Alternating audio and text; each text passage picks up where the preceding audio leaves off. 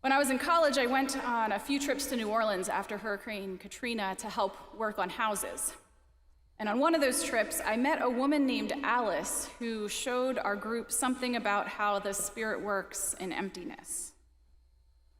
Alice had a one-story house that had been ruined by the hurricane. All the drywall needed to be replaced, and much of her furniture and her personal belongings, meaningful things that she collected over 80 years of her life, were lost in the water that rushed in after the levees broke. On top of that, Alice had lived with her dear brother for 15 years previous to that, and he was handicapped, which meant that he wasn't able to get into the typical trailers that FEMA would provide for displaced people. So they had to apply for a special handicap trailer. They waited for it, the way these things go, for over a year. Finally, they got word that the trailer was ready. And just a few weeks later, Alice's brother died. Alice had a lot of empty places in her life. There was her empty house, washed out by a hurricane. There was the empty space in her handicapped trailer where her brother had been meant to live.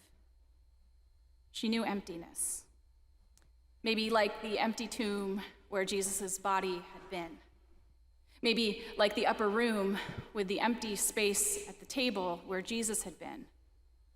Maybe like the emptiness in the disciples' lives after their teacher ascended out of their sight.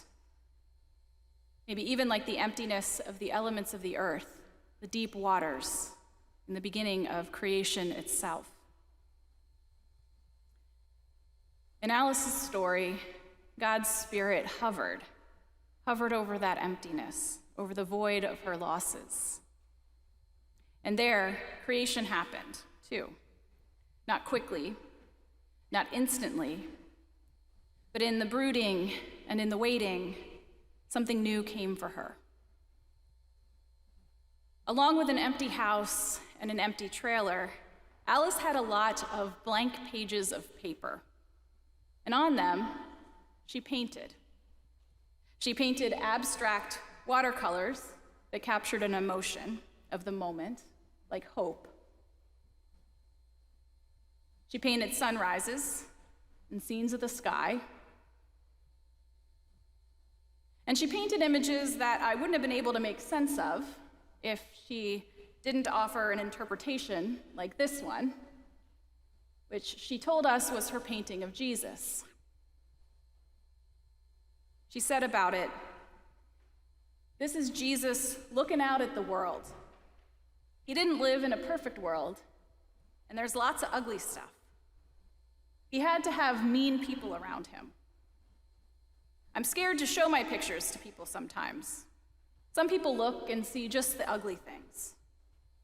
But I see Jesus crying for the world and for me. But also, he's smiling at the world, smiling at us, because God's the one who breathed life into us." Alice taught us something about what to expect from God, where to look for God in the world.